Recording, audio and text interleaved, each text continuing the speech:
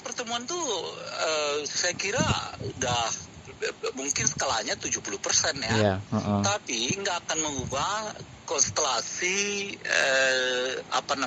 politiknya gitu. Nah, cuma memberi efek politik, tapi nggak mengubah konstelasinya. Jadi konstelasinya tetap.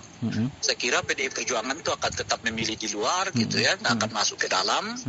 Nah, tapi efek politiknya tinggi gitu. Nah, satu kan bagi PDI pertemuan itu untuk memastikan revisi Undang-Undang MD3 nggak dilakukan gitu Pak, sehingga jatah DPR tetap ketua DPR itu tetap di PDI Perjuangan kan. Nah, bagi Pak Prabowo setidaknya pelantikan yang akan dilakukan tanggal 20 ini berlangsung dengan aman gitu. Syukur-syukur Ibu Mega berkenan untuk hadir kan. Kira-kira begitu tuh. Jadi ini semacam penyerahan surat undangan lah kepada Ibu Mega untuk hadir nanti di dalam pelantikan ini gitu ya. Nah, saat yang bersamaan dua-duanya ketemu pada kepentingan yang sama menurut saya gitu loh Pak. Nah, jadi kalau tadi PDI sendiri yang punya kepentingan, lalu Gerindra punya kepentingan sendiri, tapi dua-duanya juga punya kepentingan yang sama gitu. Apa kepentingan yang sama itu adalah mau menyebutkan kepada Pak Jokowi bahwa Republik ini nanti pusatnya itu kalau nggak di Pak Prabowo ada di Ibu Mega gitu loh kira-kira tuh loh. Jadi Jokowi nggak ikut-ikutan lagi tuh. Nggak diajak dong. Iya begitu, nggak diajak lagi gitu loh.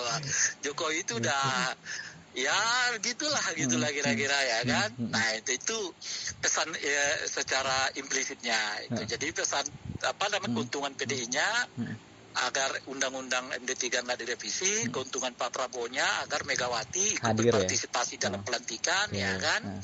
Karena itu penting bagi dia baik secara politik maupun secara historis dan juga secara kan beliau ini kan inginnya rukun-rukun terus ya kan, betul, gitu loh kira-kira. Merangkul gitu. Nah, begitu. Dan harus diingat Pak Prabowo ini menurut saya sih ya masih tetap punya perasaan Ibu Mega itu lah sahabatnya gitu. Karena Ibu Mega inilah orang yang bawa dia ke Jakarta dulu kan, pasca 98 gitu ya. Nah, tapi mereka juga dipertemukan oleh kepentingan yang sama saat yang bersamaan. Apa itu? Mau menyebut ke Pak Jokowi bahwa masa depan Republik ini sekarang ada di dua tokoh ini. Satu namanya Prabowo, satu namanya Ibu Mega. Nah, adapun Pak Jokowi sudah nggak ikut-ikutan lagi tuh, gitu loh kira-kira. Tapi Bung, ini kan kemarin Mbak Puan baru ngomong nih, bahwasannya Mbak Puan bahwasannya ada kemungkinan tidak menutup kemungkinan PDIP gabung pemerintahan. Nah ini itu basa-basi aja enggak. Selama Ibu Mega di situ itu yakinlah Ibu Mega nggak akan melakukan itu. Kalau dia mau kekuasaan kan dia dukung aja 3 periodenya Pak Jokowi kemarin itu kan. Tapi karena PDIP menolak kekeh ya. Iya, apalagi cuma urusan 1-2 kursi menteri. Iya. Ya kan?